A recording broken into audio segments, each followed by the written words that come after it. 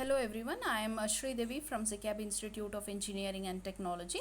Today we'll be looking at the concepts of topological worms.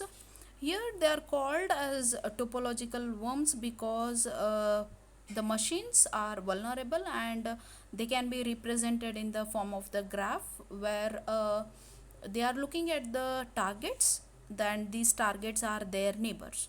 So what are those topological worms? The first one is the email and the second one is a peer-to-peer.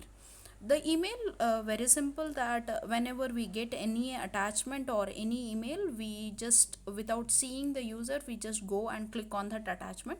But unknowingly a worm can be attached to this file and it gets downloaded, uh, and it is being spread all over the system and it is going to attack the system.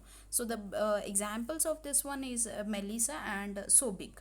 The second one is a peer-to-peer which is one of the massively distributed system of computers where the computer is itself acting as both the client and the server. So here it is very simple because they are sharing the files or songs or images, videos, etc. It can be anything.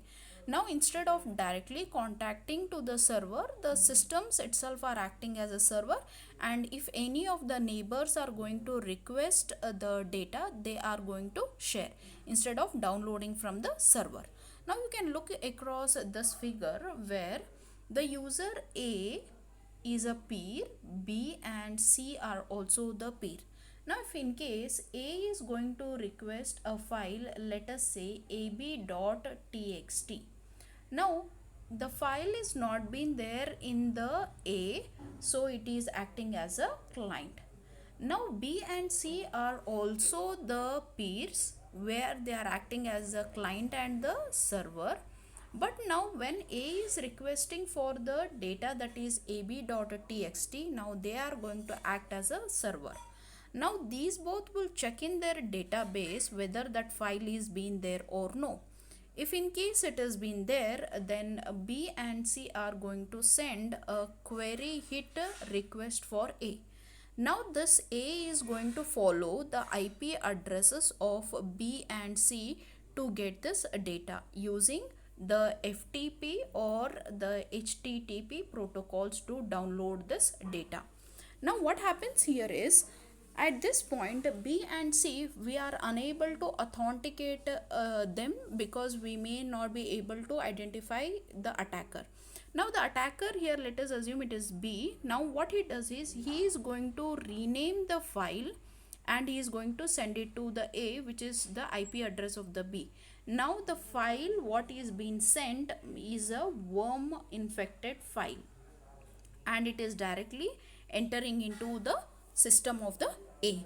So this way the attacker is going to send the worms and the systems are infected. These infections may be the active infections or the passive infections where they may propagate based on the downloading, or it may be just by receiving the requests from the peer.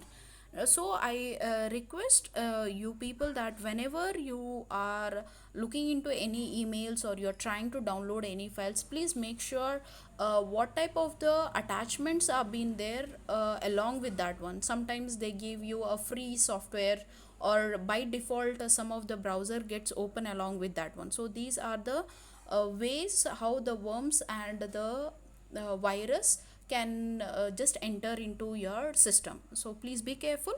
Hope the concepts are clear for you people. Thank you.